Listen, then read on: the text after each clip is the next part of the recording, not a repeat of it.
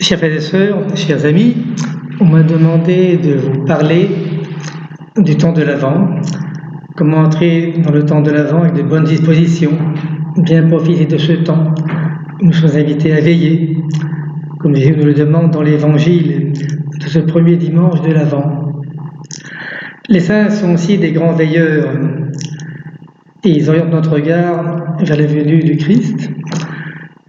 Ils nous donnent un témoignage de fidélité, un témoignage de ferveur, de joie, bien propre à nous stimuler et réveiller nos ardeurs, notre foi, notre espérance, ce dont nous avons tellement besoin en ces temps difficiles.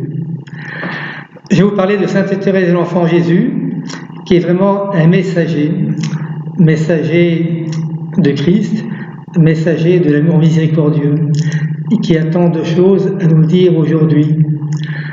Alors, c'est vrai que Sainte Thérèse de l'Enfant Jésus est connue pour sa voie d'enfance spirituelle. Et n'est-ce pas l'enfance spirituelle qui est le grand remède aujourd'hui, lorsque nous sommes confrontés à des situations d'impuissance, lorsque nous constatons à quel point il y a des obstacles pour témoigner de notre identité chrétienne, sur notre vocation. Sainte Thérèse de l'Enfant Jésus a fait une expérience tout à fait exceptionnelle de la miséricorde divine, pour en être le témoin. Et je voudrais vous parler précisément de ce qu'on appelle la grâce de Noël, grâce du 25 décembre 1886.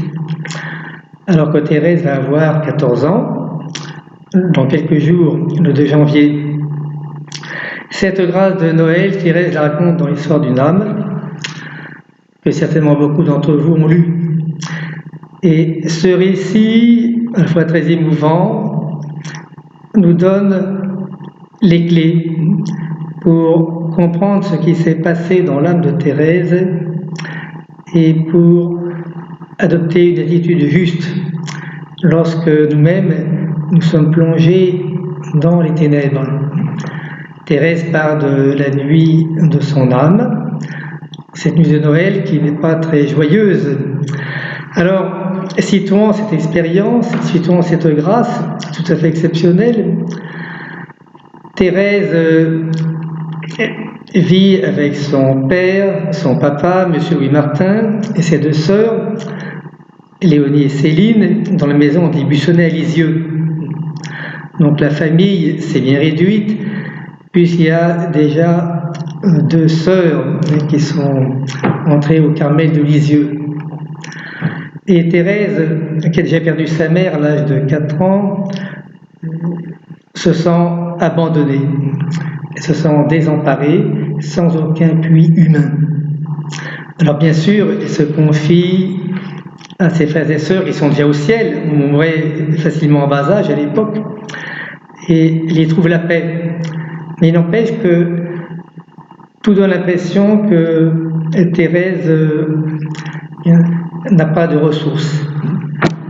Et cette nuit de Noël va être pour elle une grâce non seulement d'un nouveau départ au niveau psychologique, au niveau humain, mais aussi une grâce de conversion, comme elle nous le raconte elle-même. On a beaucoup commenté cette grâce de Noël, qui est de fait absolument merveilleuse, qui semble nous transporter dans un monde céleste.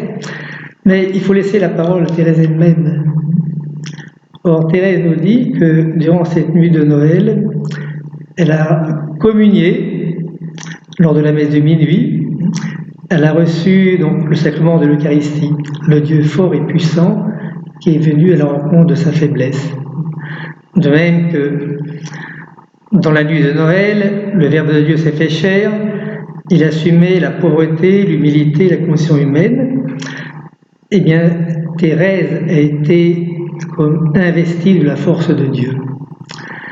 Et la nuit de son âme, nous dit-elle, a été changée en torrent de lumière.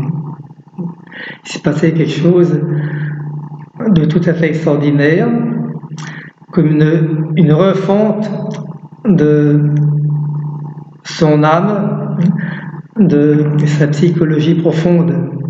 Mais n'allons pas nous imaginer que Thérèse aurait été comme guérie, comme par un coup de baguette magique. Thérèse, en fait, depuis l'âge de 4 ans, quand elle a perdu sa maman, Zélie Martin, Thérèse n'a eu de cesse de faire des efforts pour surmonter, on pourrait dire, ses inhibitions, ses blocages. Et lorsqu'elle reçoit cette grâce de Noël, eh bien c'est vraiment la grâce de Dieu qui vient à la rencontre de 10 années d'efforts. Il faut bien prendre conscience de cela. La grâce de Noël est le couronnement de 10 années d'efforts. La grâce de Dieu achève ce que Thérèse n'avait pu faire d'elle-même. Elle emploie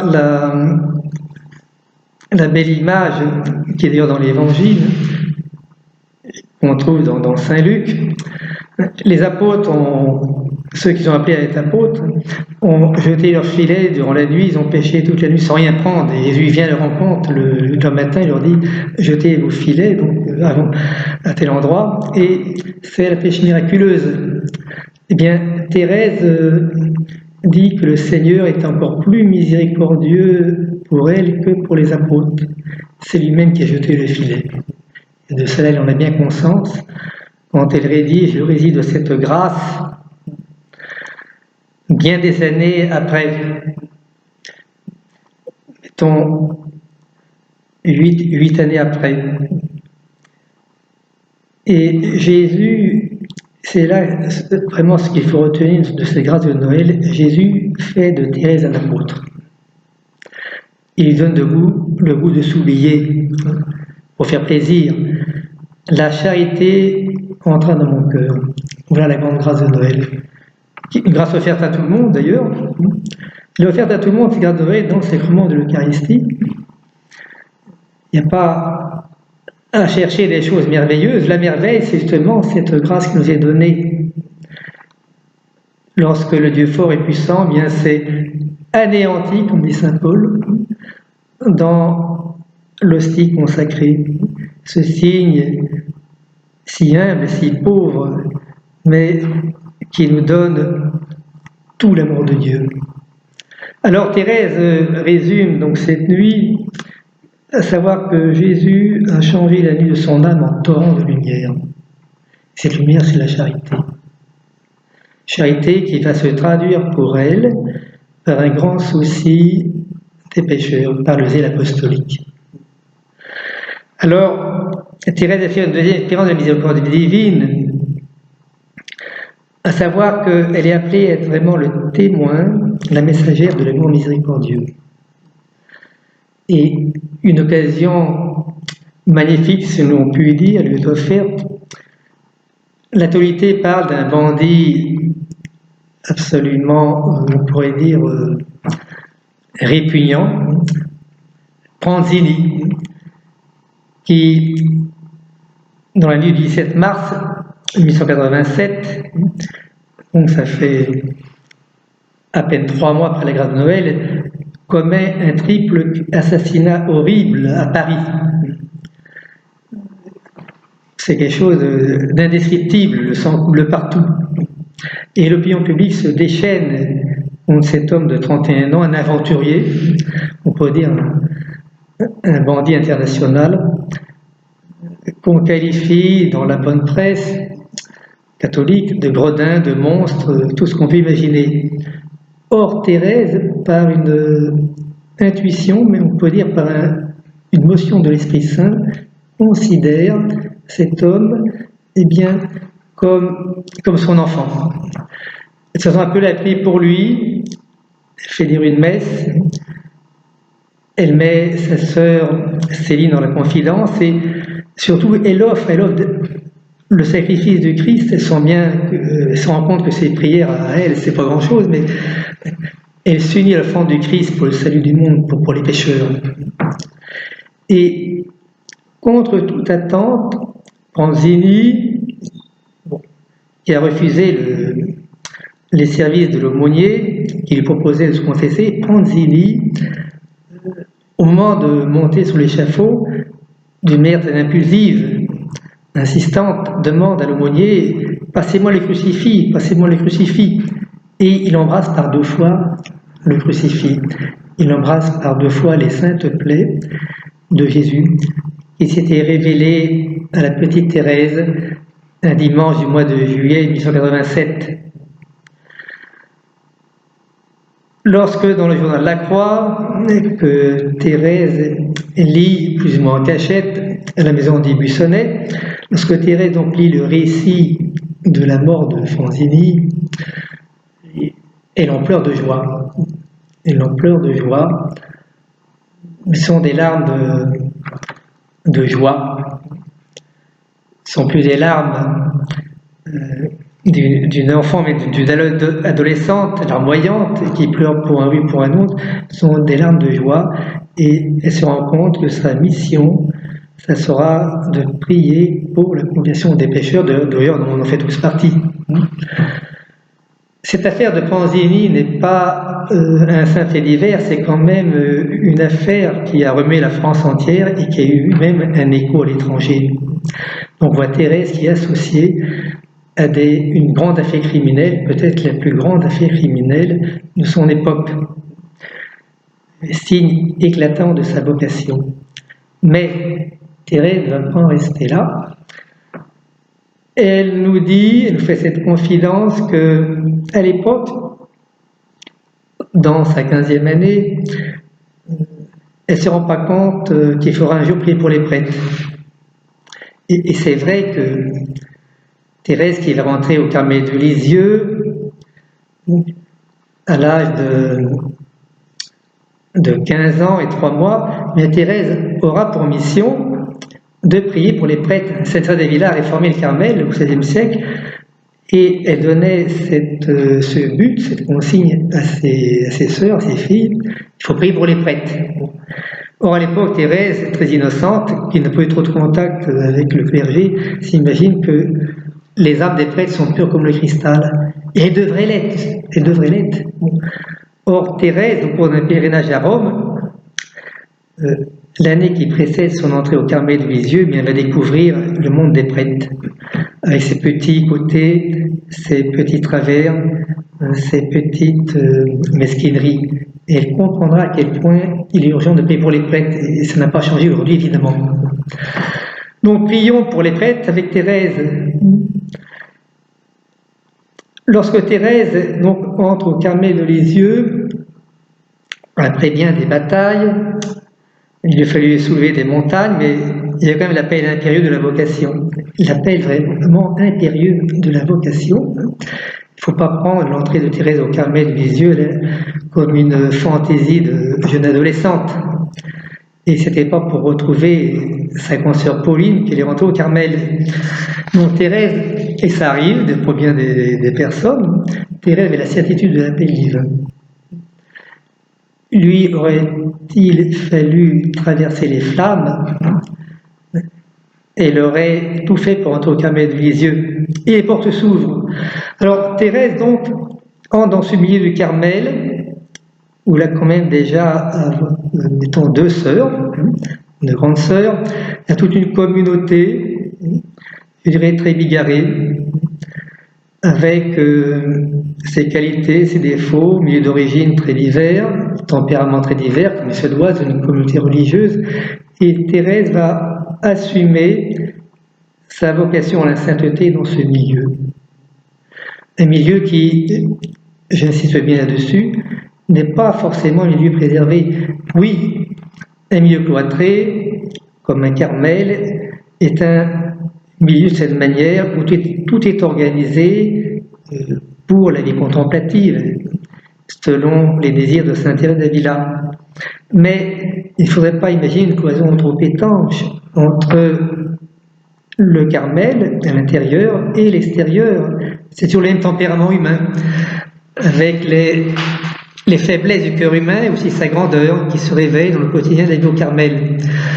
Alors Thérèse donc arrive dans ce milieu et elle va rencontrer une première épreuve dans sa relation avec le Seigneur, à savoir que elle va expérimenter la sécheresse dans la prière. La sécheresse était mon pain quotidien. Et ça va durer longtemps. On peut dire que ça va durer jusqu'à sa mort, l'âge de 24 ans. Et ceci doit nous encourager nous-mêmes, d'ailleurs, à persévérer dans la prière quand nous sommes dans la sécheresse. Donc, première épreuve, cette sécheresse qui l'oblige justement à chercher Dieu, à creuser, à approfondir. Et là, c'est une grâce de Dieu. Grâce de Dieu dont elle va faire état dans l'histoire d'une âme. Une grâce de Dieu qui va l'obliger à chercher, toujours chercher, plus loin, plus profond. Mais où est-il ton Dieu finalement? Où est-il ton Dieu? Or, elle va rencontrer le Seigneur dans la personne de ses sœurs en religion. Dieu n'est pas dans les nuages, comme chantait le Père Duval autrefois. Dieu, il est dans la personne de nos frères et de nos sœurs qui sont vraiment des tabernacles Dieu vivant, des sanctuaires de la très sainte Trinité. Et c'est en ce sens que la vie contemplative nous aide à mieux discerner, la vie de prière en général d'ailleurs, nous aide à mieux discerner le Christ dans la personne de nos frères et de nos sœurs. Il y a vraiment identification. Et Thérèse va aimer le bon Dieu, non seulement en restant fidèle à l'oraison, ce qui est déjà pas mal, mais elle va servir le Christ, elle va l'aimer et pas à moitié.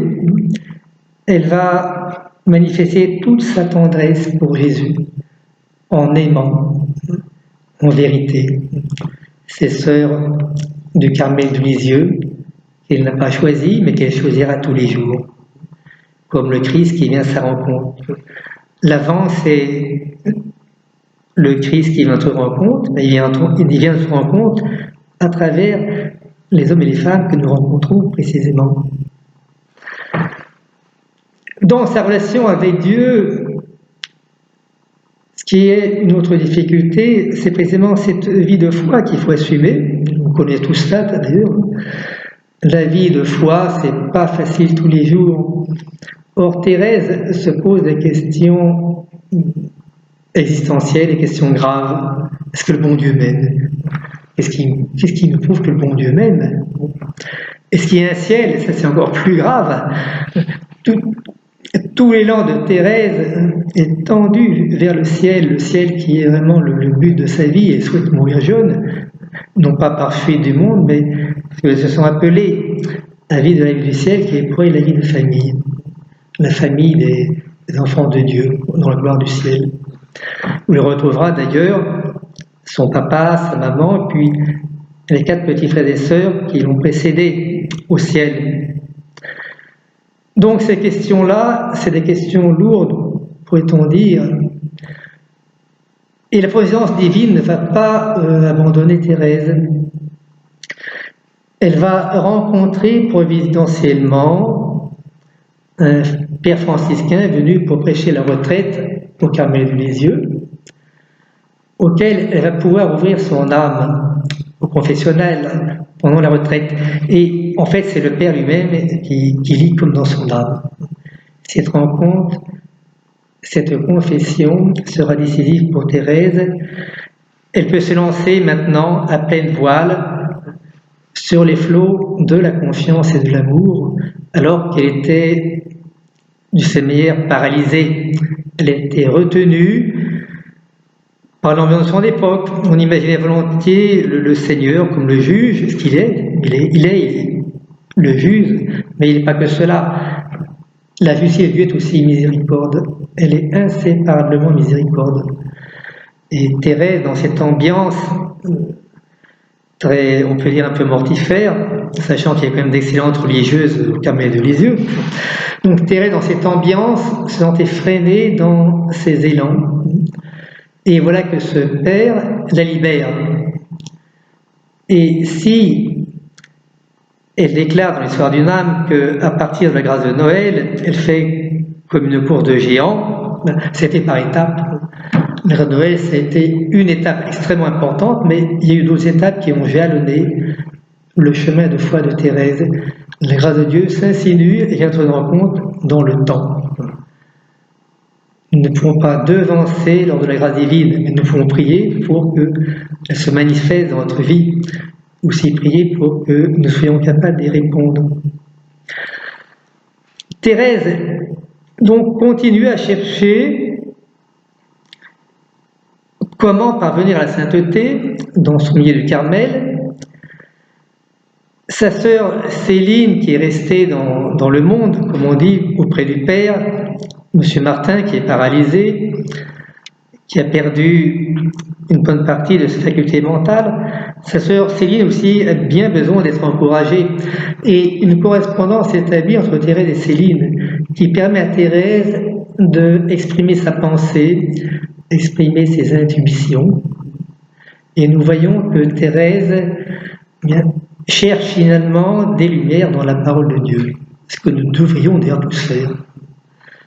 Elle cherche des lumières dans la parole de Dieu jusqu'au moment où elle va avoir accès à un trésor scripturaire que sa sœur Céline apporte avec elle quand elle entre au Carmel de Lisieux après le décès de M. Martin. Et Thérèse, en lisant donc ces pages, ce carnet de Céline, va avoir une illumination. On peut dire que c'est l'Eureka de Thérèse, comme Archimède qui est de Eureka, quand il a trouvé ce qu'on appelle le principe d'Archimède dans sa baignoire.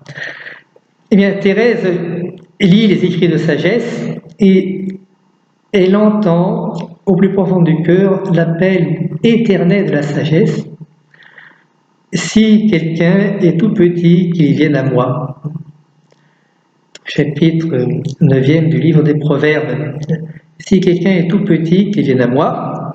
Alors vous aurez du mal à retrouver ce verset parce qu'on le traduit différemment aujourd'hui. Bon. Mais ça n'a pas d'importance. L'Esprit Saint a illuminé l'âme de Thérèse d'une manière très profonde. Et Thérèse comprend que ses efforts pour progresser dans la voie de la sainteté, il faut laisser tout cela de côté. Alors, c'est pas dire qu'il ne faut plus faire d'efforts, bien sûr, mais il faut d'abord s'abandonner, être réceptif aux avances de l'amour miséricordieux. C'est le Seigneur qui vient te rendre compte. Alors le pape François explique ça très bien d'ailleurs dans son exhortation apostolique du 19 mars 2018 que vous aurez toujours avantage à lire. On n'arrive pas à la sainteté à la force du poignet. Ça ne veut pas dire qu'il ne faut pas faire d'efforts, c'est sûr, mais se mettre en disposition pour recueillir la grâce dans une disposition d'humilité et de confiance. Et ça, Thérèse le comprend d'une manière définitive, alors qu'elle est dans sa 21e année, bientôt 22 ans. Et providentiellement, au début de l'année 1895, quand Thérèse donc a 23 ans, plutôt 22 ans, bien compté, ses sœurs lui demandent de rédiger ses souvenirs d'enfance. Et qu'est-ce qu'elle va faire finalement? Elle n'a pas raconté sa vie, elle n'a pas s'étalé d'une manière narcissique en racontant sa vie, mais elle va plutôt raconter les merveilles de la miséricorde divine dans la trame de sa brève existence.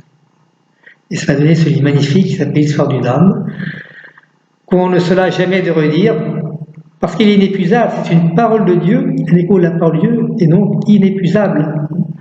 Pas pour rien que le pape Pie XI appelait Thérèse parole vivante de Dieu. C'est le plus beau titre qu'on ait décerné à Thérèse. Et Thérèse, dans son récit, nous raconte cette découverte bouleversante, finalement que ce qui intéresse le bon Dieu, c'est pas d'exercer sa justice, c'est d'exercer sa miséricorde envers nous. Le Seigneur ne se lasse jamais de nous faire miséricorde. quand nous accueillons sa miséricorde, quand nous voulons bien nous ouvrir à sa miséricorde. C'est toute la parabole de l'enfant prodigue. La parabole de l'enfant prodigue qui concerne chacune d'entre nous. Et à l'époque, Thérèse ne se considère pas tout à fait encore comme l'enfant prodigue, mais on voit bien que Thérèse, tout au long de sa vie, a progressé dans la découverte de l'amour miséricordieux, conjointement à la découverte de sa propre misère spirituelle, sa propre misère humaine. Elle se rendait bien compte, si elle n'a pas eu le secours de grâce, eh bien, elle aurait viré comme Sainte Marie-Madeleine. Ça aurait été une fille perdue. En fait, Thérèse nous invite à parcourir un chemin de pauvreté évangile. C'est l'évangile, Thérèse, l'évangile renouvelé. Thérèse n'invente rien de cette manière, mais si son message est nouveau, c'est parce que l'Esprit Saint a donné cette grâce à Thérèse de faire resplendir, comme disait le pape Jean-Paul II, à l'occasion de la déclaration de Thérèse comme docteur de l'Église, Thérèse a fait resplendir la beauté de l'Évangile en étant elle-même un Évangile vivant. Et Thérèse nous donne envie de marcher sur ses traces et surtout marcher sur les traces de Jésus. Un chemin qui n'est pas uniquement tapissé de pétales de roses, mais où Thérèse a rencontré bien des épines. Thérèse a beaucoup souffert durant sa vie. Elle le dira d'ailleurs à son lit de mort. Dites aux petites âmes qui voudront bien se mettre à mon école que j'ai beaucoup souffert, mais elle a assumé sa souffrance dans la joie du don, la joie de faire plaisir à Jésus et surtout la joie d'être certaine que tous ces sacrifices, toutes ces souffrances offertes dans l'esprit de foi, unies au sacrifice de Christ, eh bien, rejaillissaient en pluie de roses, comme l'a dit elle-même. Elle est au ciel, elle continue à faire pleuvoir une pluie de roses. Ces pluies de roses concernent évidemment les besoins matériels, toutes les souffrances de l'humanité innombrables aujourd'hui, mais aussi Thérèse veut surtout nous apprendre à aimer et faire aimer Jésus. Aimer et faire aimer Jésus comme elle-même l'a aimé et l'a fait aimer. L'acte d'offrande de l'amour miséricordieux est la réponse de Thérèse à l'appel de la sagesse divine. Et cet acte d'offrande, précisément, a une portée missionnaire. N'imaginons pas Thérèse qui cherche une sainteté, je dirais une sainteté personnelle. La sainteté de Thérèse englobe tous ses frères et sœurs en humanité. Et l'acte d'offrande commande de cette manière: mon Dieu, je désire vous aimer et vous faire aimer. D'ailleurs, c'est ce que nous devrions tous faire, notre vie chrétienne. La grâce du baptême nous habilite et notre vocation nous demande d'être missionnaires. Nous sommes habilités par le sacrement de baptême et la confirmation à la mission, comme le dit explicitement le Concile Vatican II. Et le pape François dit d'une manière très persuasive: je suis une mission. Mission, ce n'est pas des théories, ce n'est pas des idées, des notions. On balance la tête des gens. La mission, c'est nous-mêmes. C'est notre être profond. Nous sommes notre Christ. Et nous devons témoigner particulièrement de la bonté de Dieu. En fait, c'est la seule chose que les gens nous demandent: témoigner de la bonté de Dieu. Je me souviens d'une rencontre que j'ai faite avec un monsieur d'un certain âge à Paris, dans un restaurant, bien avant de rentrer d'ailleurs au Carmel. Il me disait que dans son enfance, il jetait des pétales de rose devant le Saint-Sacrement, ce qui se faisait à l'époque. Maintenant, on recommence d'ailleurs, et c'est bien. Quand la petite Thérèse, il avait aussi à jeter des pétales de rose devant le Saint-Sacrement, mais il avait perdu la foi. Bon. Mais il va laisser cette consigne comme une parole de Dieu: soyez bons. soyez bons. Alors, soyez bons, c'est pas notre bonté, c'est la bonté de Dieu. Il faut nous laisser investir de cette tendresse de Dieu pour en être témoins nous-mêmes, dans la conscience de notre pauvreté. Thérèse, en reprenant un mot célèbre de Simon de la Croix, déclare: au soir de cette vie, je paraîtrai devant vous les mains vides. Alors Jean de la Croix, qui était le maître spirituel de Thérèse, déclare, lui, au soir de cette vie, on t'examinera sur l'amour. Au soir de cette vie, on t'examinera sur l'amour dont tu auras témoigné ou pas témoigné. Or, Dieu sait si Thérèse a aimé son prochain. Elle l'a aimé comme peut-être personne ne l'a jamais autant aimé qu'elle, mais elle était bien consciente que cet amour ne venait pas d'elle, mais il était donné par Jésus, particulièrement dans la prière, dans le sacrement, la pénitence, l'Eucharistie, dans les liturgies. C'est Jésus qui fait tout. Mais Thérèse ne reste pas inactive, elle ne reste pas les bras croisés. Au soir de ce vie, je paraîtrai devant vous les mains vides, c'est finalement un bon résumé de la petite voix, comme Thérèse l'appelle, une voix pour les petits. Pas une voix de mesquinerie, pas une voix de sainteté au rabais, mais une voix pour les petites âmes, une voix pour les pauvres en esprit. C'est la voix de la première des béatitudes, pour les pauvres en esprit, ou les pauvres tout court. Et aujourd'hui, peut-être, dans le contexte actuel, bien, on peut se sentir impuissant devant les problèmes de l'Église du monde, et puis devant aussi les obstacles qu'on rencontre dans notre contexte familial, professionnel. On peut se sentir impuissant, mais Thérèse a expérimenté cette impuissance, une impuissance radicale, mais elle ne s'est pas découragée. Thérèse était certaine que si Dieu nous fait désirer la sainteté, eh bien, il doit nous donner les moyens de réaliser la sainteté. Ça, c'est le fondement de la petite voix. Dieu ne fait rien désirer qu'il ne veut nous donner. Et Dieu il va nous donner autant que nous espérons. L'espérance de Thérèse n'a pas de borne, elle a des désirs infinis. Et elle confie tout ça à l'amour miséricordieux pour qu'il en fasse quelque chose. Et on voit ce que ça donnait dans la vie de Thérèse, dans cette vie toute simple du Carmel, où Thérèse n'aurait passé inaperçue. À la mort de Thérèse, une des sœurs disait: mais qu'est-ce qu'on va raconter au sujet de ces petites sœurs? Qu'est-ce qu'on va bien pouvoir raconter? Parce qu'on avait l'habitude, et on continue d'ailleurs, une bonne habitude, de rédiger un petit mot quand une sœur carmélite décède. On raconte un peu sa vie, souvent d'ailleurs très édifiante, son parcours, comme on dit.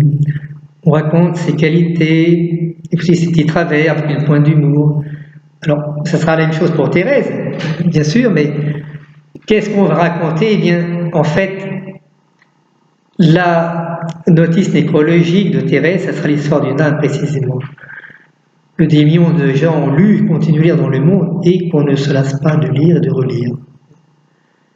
Dans la mesure où l'histoire d'une âme devient notre histoire, dans la mesure où l'âme de Thérèse est le miroir de la miséricorde divine, où c'est la sainte face de Jésus qui resplendit dans l'âme de Thérèse.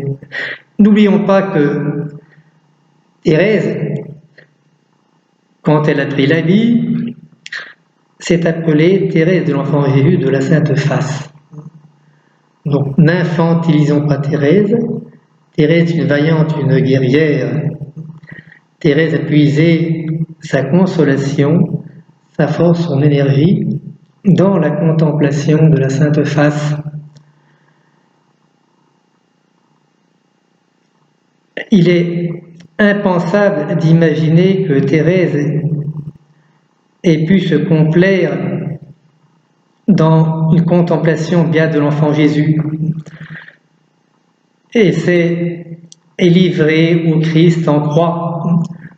non seulement durant sa vie au Carmel, mais dans les derniers mois de son existence terrestre, alors qu'elle était minée par la tuberculose et en proie à de très grandes souffrances. Souffrances physiques, sachant que la médecine de l'époque ne pouvait pas grand-chose, elle n'avait aucun calmant. Souffrance spirituelle aussi. Thérèse, à la fin de sa vie, est dans ce qu'elle appelle la grande épreuve de la foi, comme si Dieu semblait avoir disparu de son horizon. Or, Dieu, l'aspirant du ciel, qui était tout le ressort de sa vie, tout ça, ça semble être complètement évanoui. Eh bien, Thérèse va adopter une attitude de confiance, d'abandon, comme il dit dans l'histoire d'une âme. Je n'ai jamais fait autant d'actes de foi maintenant que je suis dans cette épreuve mystérieuse, mais terrible, seulement terrible. On a pu parler d'un Buchenwald de la foi pour Thérèse, on pourrait dire un Auschwitz si vous voulez. Thérèse peut dire « Mon Dieu, vous me comblez de joie par tout ce que vous faites ». Elle réagit par des actes de foi répétés, mais une foi vivante, une foi vive, comme disent les théologiens. Thérèse va multiplier les actes de charité envers ses sœurs d'une manière absolument admirable. Et cela va donner ce récit magnifique qu'elle nous livre à la fin de l'histoire d'une âme. Quand elle parle de la charité, d'ailleurs c'est un écrit qui est fait par obéissance.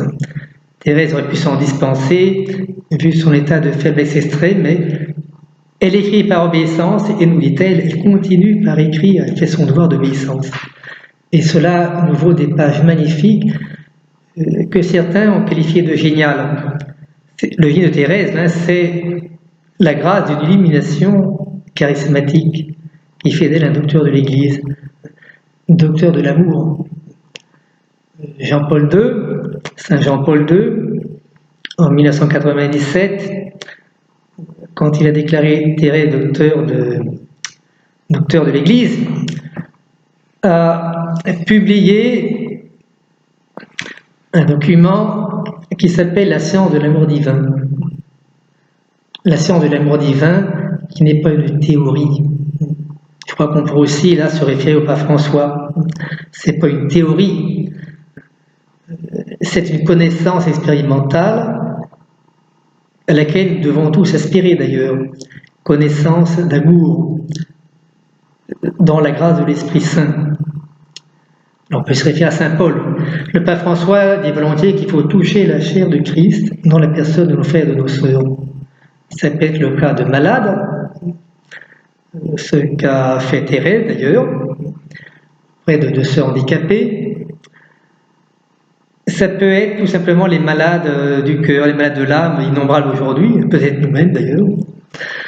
Alors Thérèse, donc, va pratiquer la charité de manière éminente, d'abord en se rendant compte que de même elle ne peut rien faire. Quand j'aime une sœur, nous dit-elle, c'est pas moi qui l'aime, c'est Jésus.